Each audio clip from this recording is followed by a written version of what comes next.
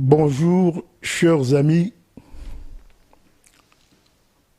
Je souhaiterais m'adresser à vous ce soir. J'ai décidé de faire cet enregistrement compte tenu d'un certain nombre de choses qui concernent notre pays et notre ancien parti que je souhaiterais préciser. Étant donné que nous sommes dans une culture orale, les écrits échappent à certains, mais la parole arrive à un certain nombre de gens plus importants. C'est vrai que nous utilisons les réseaux sociaux pour l'écriture souvent, mais souvent quand nous utilisons la manière orale, le message va beaucoup plus loin que si c'était écrit. Moi qui vous parle, j'ai été membre de l'UDPS pendant 25 ans sans discontinuité. J'ai commencé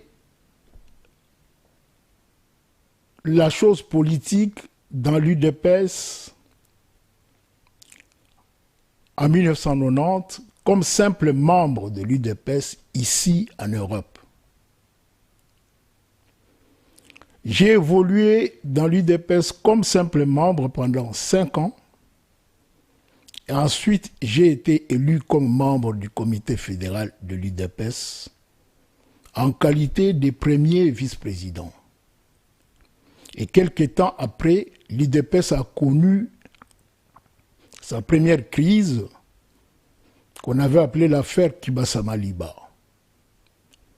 Et le parti a été scindé en deux pôles. Le pôle Kibasa-Maliba et le pôle Tshisekedi. Et nous, ici, nous étions aussi divisés en deux pôles. Mais c'est l'exercice de nos fonctions qui a fait que l'aile Kibasa-Maliba a cessé de fonctionner en Belgique. Et c'est notre aile à nous, l'aile Tshisekedi, qui a pris la place. Et c'est ainsi que, par une assemblée générale, j'ai été désigné aux fonctions de président de la fédération en 1995, comme nous disons ici en Belgique. De 1995 à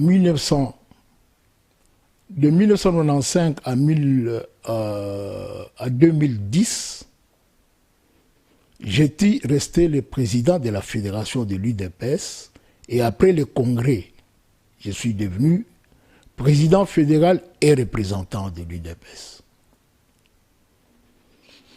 Et c'est moi qui vous parle au vu de la situation sanitaire d'Étienne Tshisekedi, qui est venu ici en 2007 malade.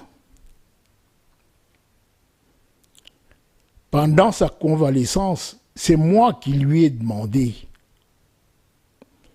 puisqu'il m'avait envoyé en mission à l'Internationale socialiste, au congrès du Parti socialiste suédois,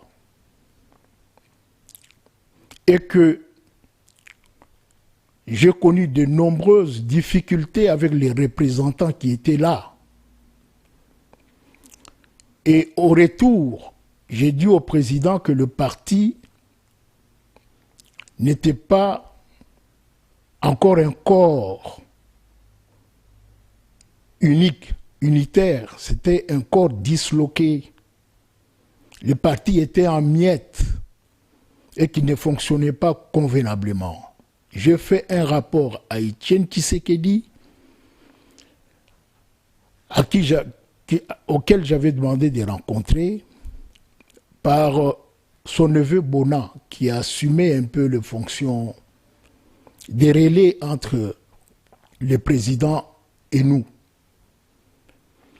Et j'ai eu une audience particulière avec lui en présence de son épouse, Maman Marthe, en présence de lui-même Bonan, en présence de Félix Tshisekedi Tshilombo, qu'on appelle Tshisekedi, et à moi, présence à moi. Nous étions 5.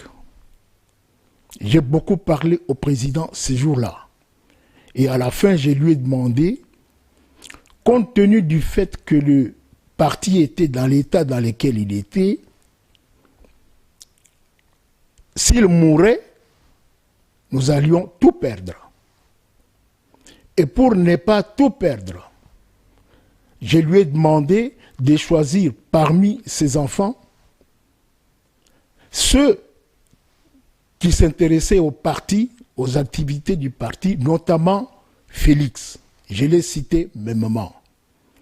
De le promouvoir pour que le jour où il ne sera pas là, nous nous groupons autour de lui pour continuer la bataille que nous avons engagée contre Mobutu depuis de nombreuses années.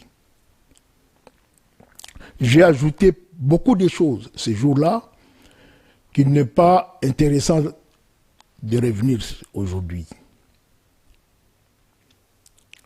Donc c'est moi qui ai demandé au président ici, à Bruxelles, en Belgique, en 2010 ou au début de 2011, de promouvoir Félix Tshilombo.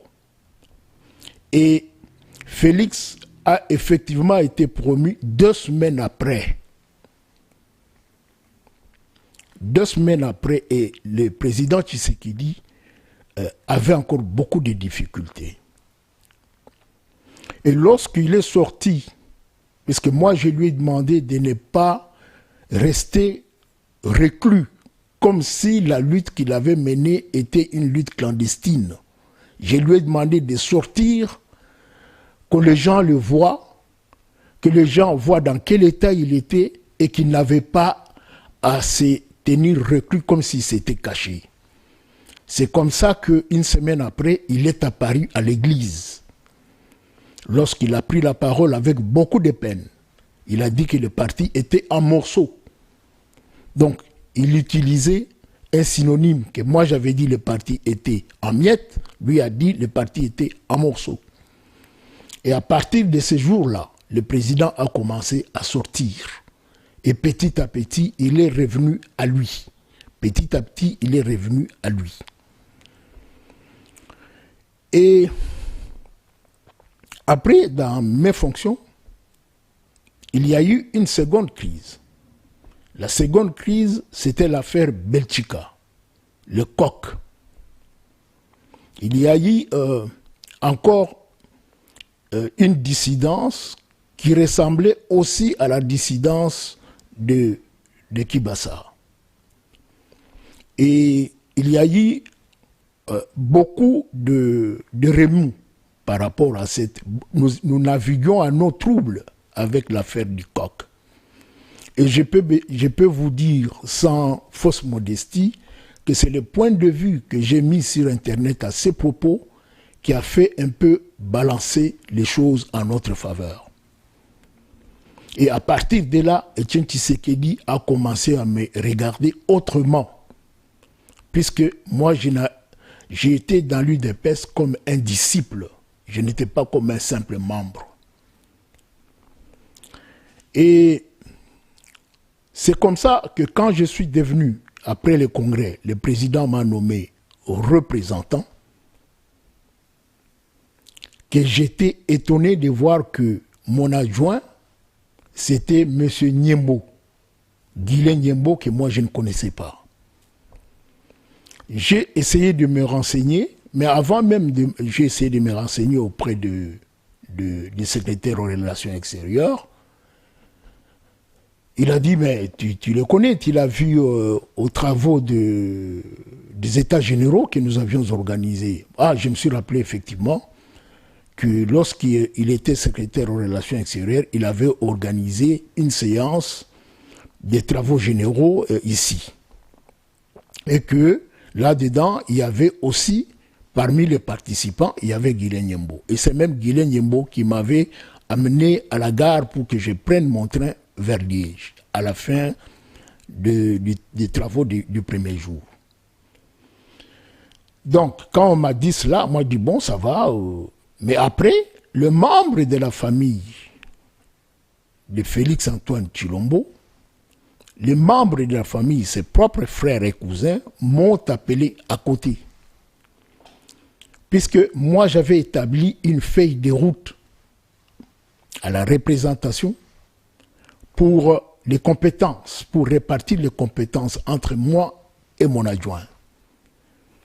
Et dans la répartition de la compétence, Guilain Nyembo a voulu avoir comme compétence la base. Il était intéressé par la base, par l'organisation de la base et par l'organisation de la jeunesse. Moi, j'ai accepté. Nous avons établi ces cahiers, cette feuille de route, en précisant bien que moi, je m'occuperai beaucoup plus de la diplomatie et lui s'occuperait de la base et de la Ligue des jeunes. Mais pendant tout ce temps qu'on avait navigué dans les partis, on n'a jamais eu de Ligue des jeunes. Donc, c'est après les congrès, dans les textes du congrès, qu'on avait vu voir venir cette nouvelle structure. Donc les jeunes gens qui sont venus dans la Ligue des jeunes, ce n'étaient pas des jeunes gens qui avaient cheminé avec nous dans les partis depuis qu'il existait ici à l'extérieur ou depuis que moi, je les dirigeais. Donc nous avons accepté de les encadrer.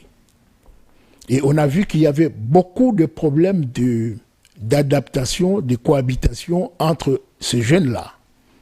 Et c'est moi qui ai choisi M. Moukania Jean-Marie, qui était notre ancien secrétaire fédéral, dont les comités avaient éclaté à 1000 morceaux puisqu'ils ne s'entendaient pas. C'est ce qui a fait même que notre comité a été mis en place.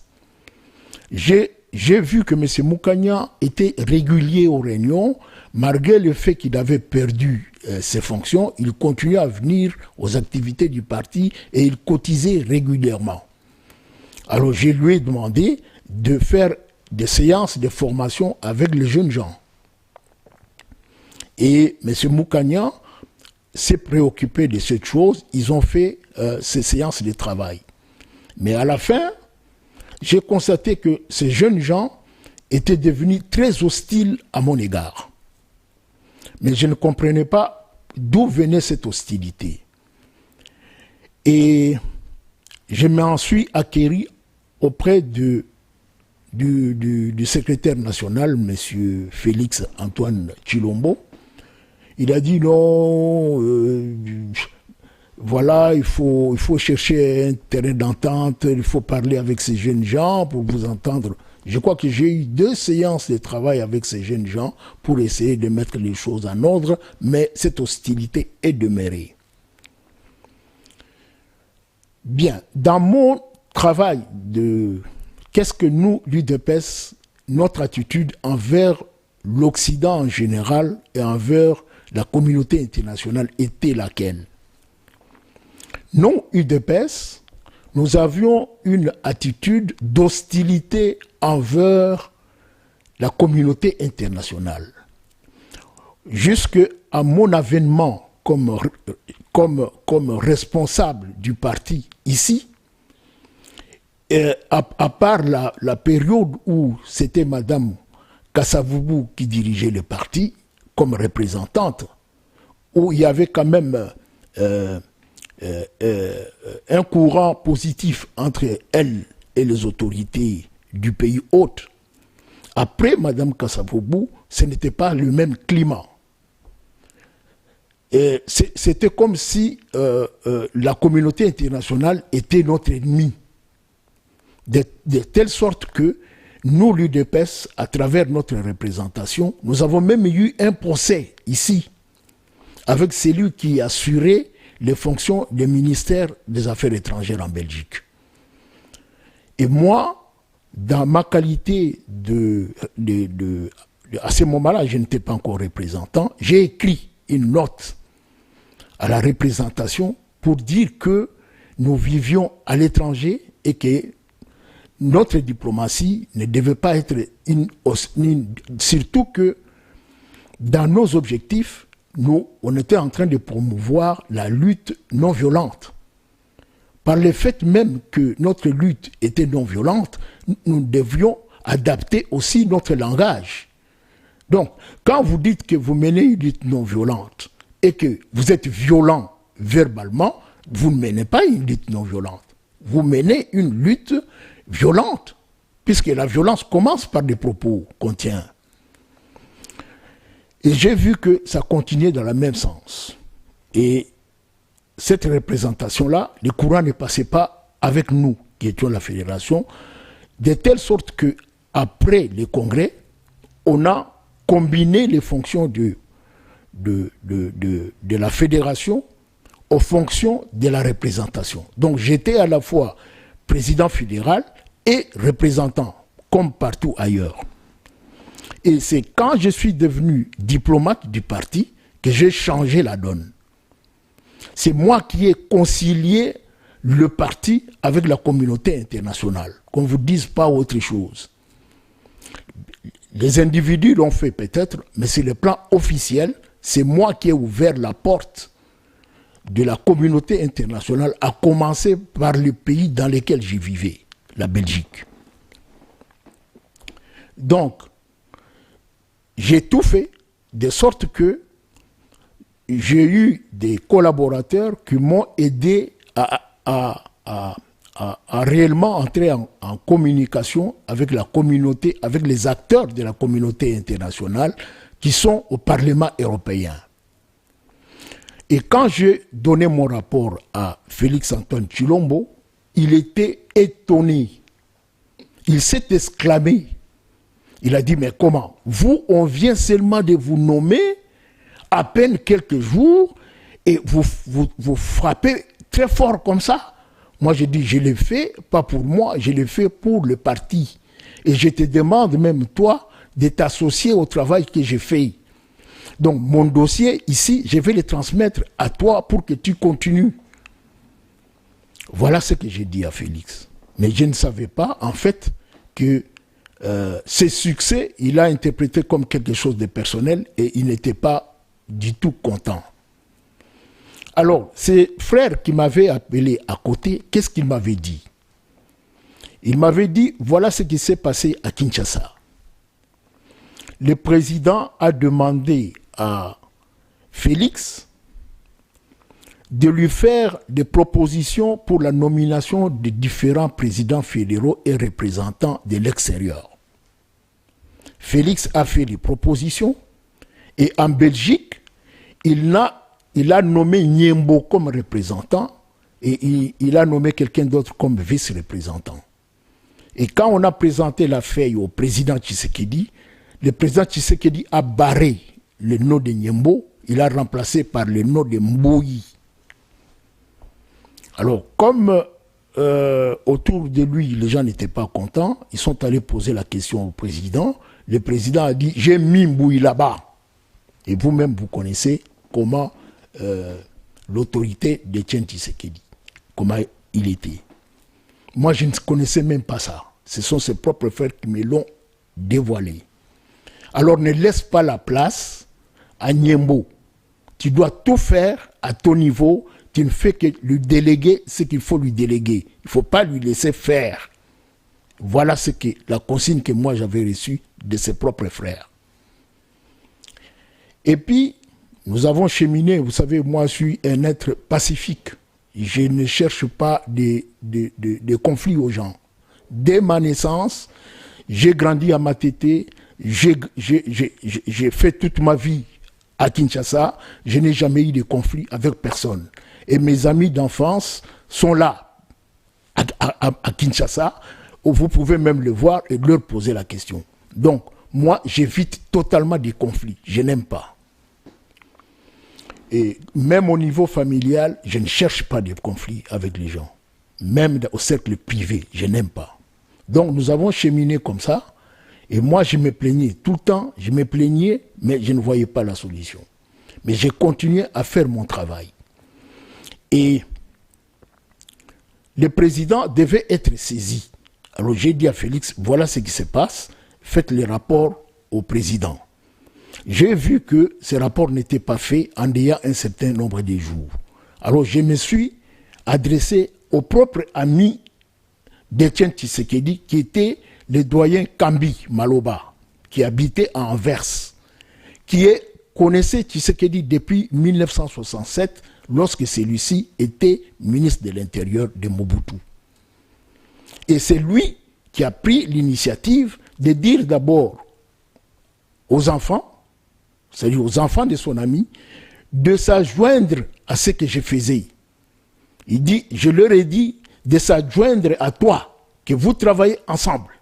Vous ne devez pas travailler chacun de son côté. Je leur ai dit.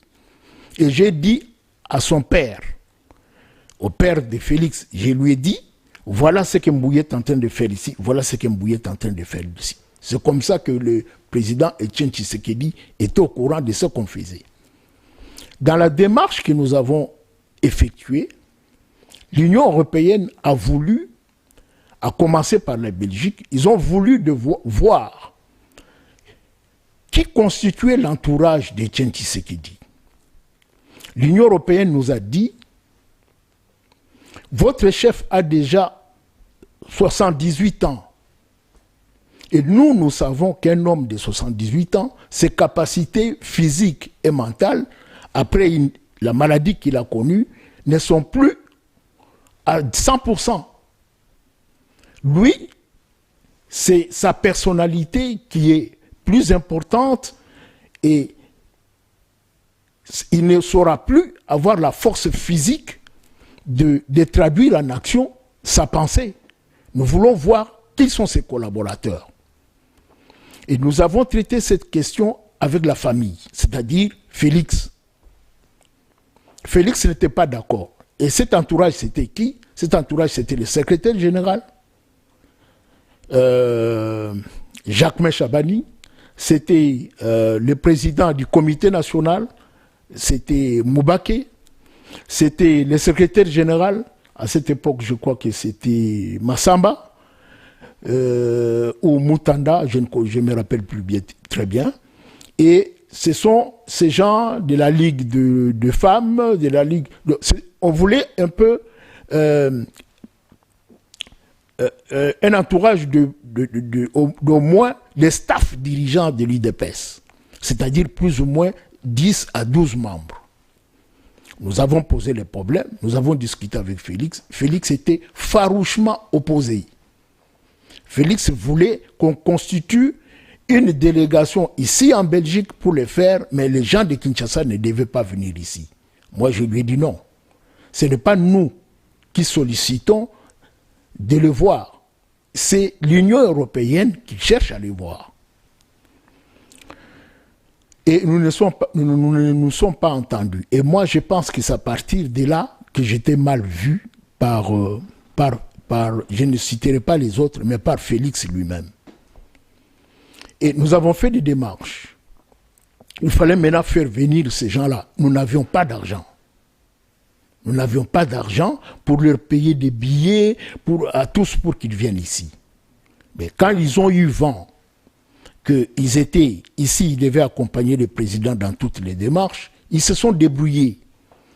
Ils ont eu une certaine somme avec eux, ils ont payé les billets et ils sont venus ici alors que les rendez-vous du président de l'Union européenne avaient commencé. Il ne restait que 2 rendez-vous. Et il y avait le rendez-vous de la Banque mondiale et puis les rendez-vous avec les hommes politiques ici.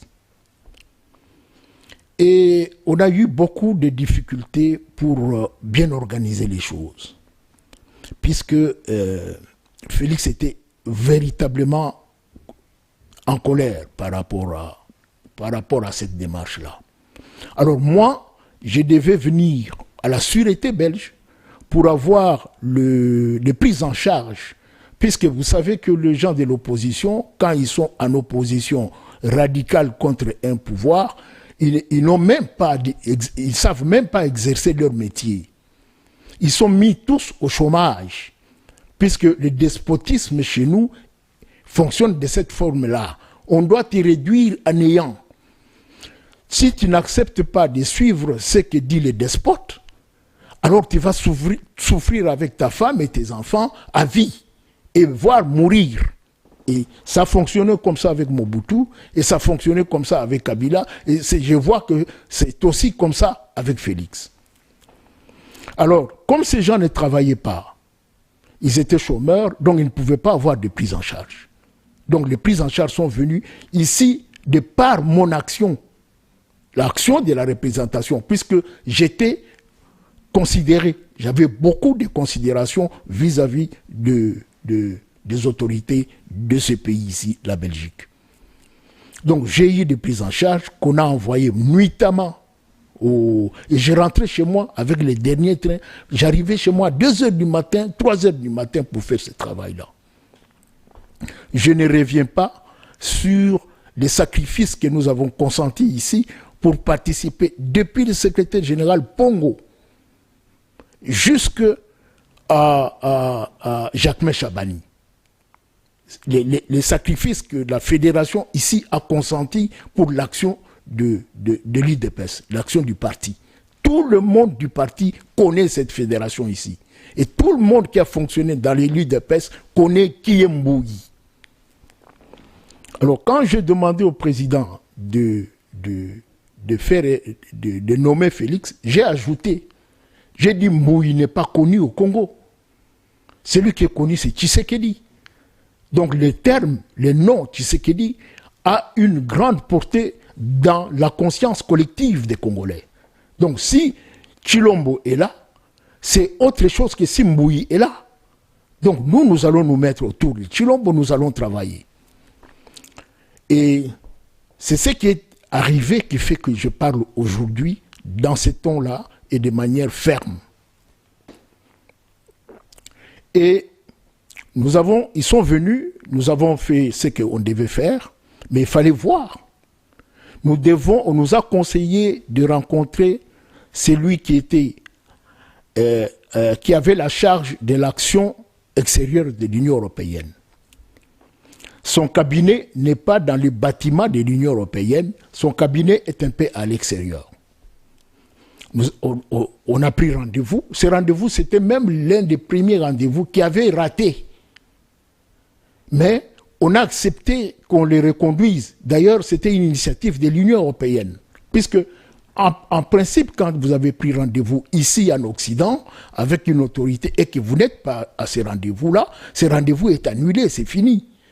Mais là, nous étions avec le président Etienne Tshisekedi dans le cabinet de l'ancien ministre des Affaires étrangères, j'ai perdu son nom, qui était assez ferme là, j'ai oublié son nom, et nous avons vu une secrétaire venir nous trouver pour nous demander est-ce qu'on peut encore renouveler ce rendez-vous-là. Nous étions même étonnés. On s'est précipité d'accepter.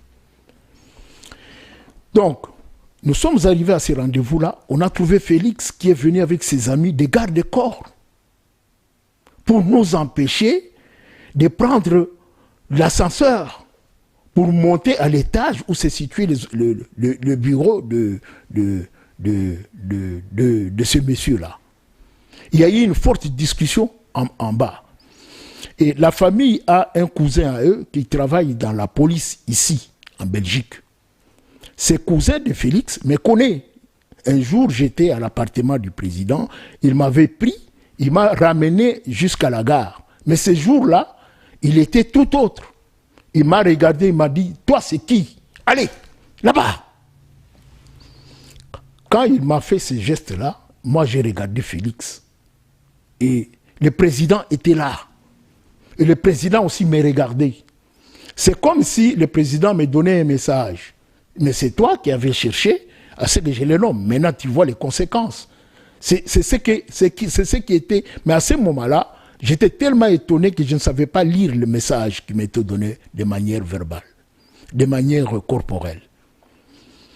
Et Félix a intervenu pour dire non, laisse-le, lui c'est le représentant, Alors les messieurs. Et puis, la situation s'est plus ou moins calmée, nous avons pris l'ascenseur jusque-là. Et c'est là où on a vu apparaître Samy Badibanga, qu'on n'avait jamais vu ni d'Adam ni d'Ève. Et maintenant, on avait une réunion, on a la réunion. Je vous dis, ce jour-là, si Moubaki n'avait pas été là, on allait manquer l'élément important de cet entretien.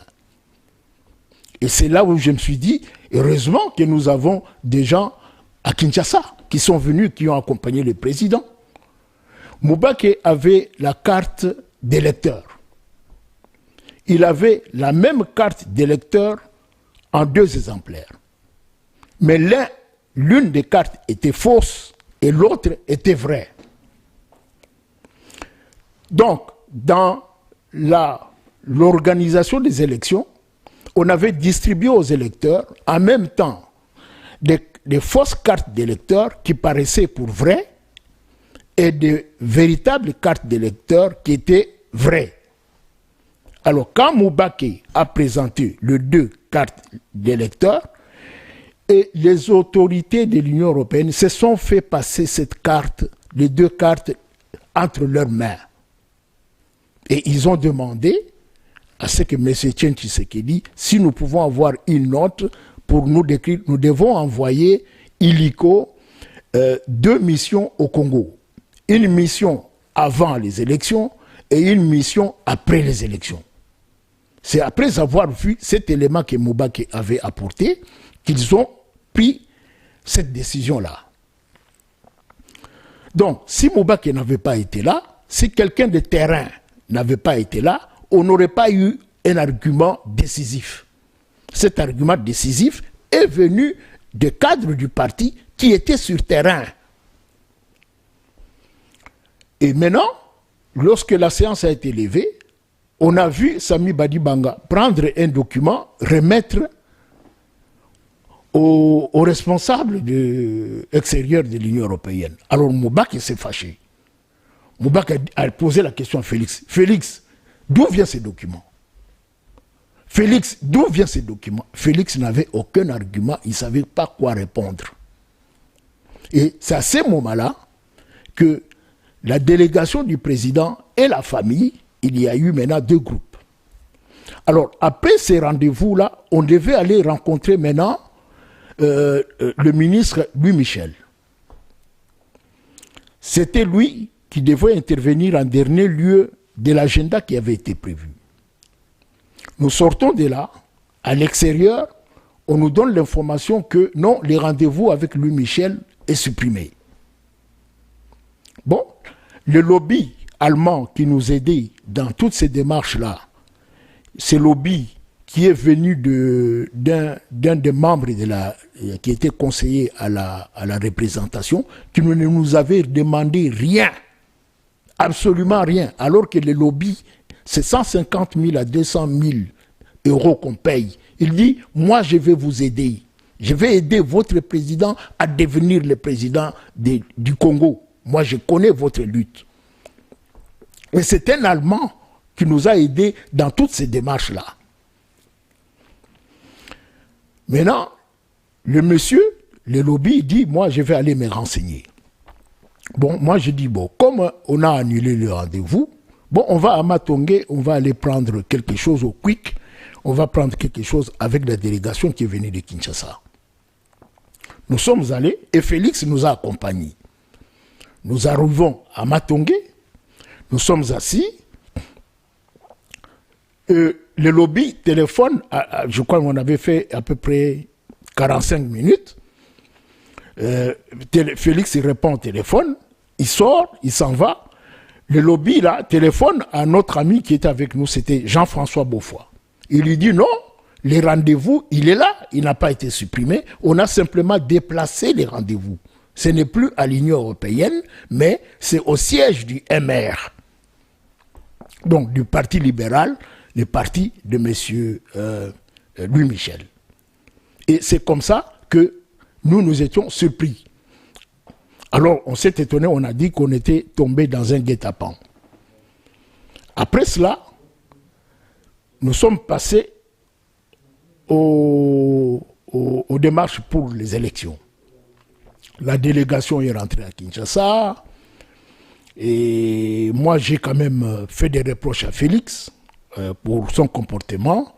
Et c'était en présence de Jacques Chabani. Je crois que, comme on était dans un débit de boisson, et vous savez, là où il y a la boisson, parfois les nerfs sont... Alors j'ai grondé Félix, j'ai lui fait des reproches, puisque moi, en m'adressant au président Tshisekedi, j'ai dit que moi, je considérais ces enfants comme mes frères. Moi, je suis leur aîné, et je dois agir avec eux comme un aîné agit. Et le jour où j'ai demandé au président de nommer Félix, Félix m'a accompagné. Félix habitait Louvain, moi j'habitais Liège. Félix m'a amené jusqu'à la gare. Nous sommes allés avec lui dans sa voiture à deux jusqu'à la gare de Louvain. C'est lui-même qui m'a donné ce rôle-là. Qui a dit, nous avons un frère qui est mort en Angola. Nous avons un autre frère qui ne joue pas son rôle d'aîné. Mais moi je suis content que toi tu joues ce rôle-là. Voilà.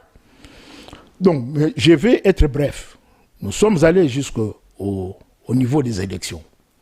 Et c'est ce rendez-vous-là entre Louis Michel et le président Tshisekedi qui était décisif. C'est la raison pour laquelle je rentre sur ce niveau-là. Ces rendez-vous-là, la communauté internationale, à travers Louis Michel est accompagné de Forest, que vous connaissez tous. Ils ont dit à Etienne Tshisekedi que nous sommes d'accord, nous, la communauté internationale, nous n'allons plus mettre des embûches à votre élection, vous serez élu président et nous allons accepter votre présidence. Puisque beaucoup de Congolais ne connaissent pas ça. Alors, j'ai décidé de vous les dévoiler. Et au rendez-vous, quand ils sont allés au rendez-vous, Louis Michel voulait que le président Tshisekedi soit accompagné de son épouse. Mais il s'est fait que ce n'était pas cela. Le président Tshisekedi est d'abord venu lui-même. Ils ont parlé et puis on est allé chercher son épouse après. Et quand l'épouse est arrivée, il les a trouvés, ils étaient au dessert. Et M. Louis Michel a dit à l'épouse de notre président, écoutez madame, nous venons de parler avec Etienne Tshisekedi, nous lui avons dit que nous acceptons qu'il devienne le président du Congo. Nous n'allons pas interférer dans le processus électoral. Il sera proclamé président, il va exercer comme président, mais nous lui posons une seule condition. Nous lui demanderons de prendre Kengo Adondo et Kamere dans son gouvernement. Mais c'est lui qui sera le président. Et ce que moi je vous dis aujourd'hui, je le tiens de lui-même, Louis Michel, et de Maman Marthe. Puisque moi j'étais à Kinshasa en 2013. Et Maman Marthe m'a... Donc les deux versions coïncident. Donc c'est la vérité. Alors mais nous connaissons Etienne Tshisekedi. Quand vous lui parlez, il ne vous répond pas, c'est qu'il n'est pas d'accord. Alors nous nous adressons à vous, Madame Tshisekedi. Vous devez convaincre votre mari. Ils ont insisté. Mais là, nous du parti, nous sommes à Matongé avec les Moubake, avec les Jacquemin Chabani. Nous ne sommes pas à ces rendez-vous-là. Eux, ils sont déjà même rentrés sur Kinshasa. Et personne ne le savait. Personne n'a pris part à ces conciliabules-là. Nous avons tous été écartés et personne ne savait qu'il y avait eu, à la rencontre avec Louis Michel, il y avait une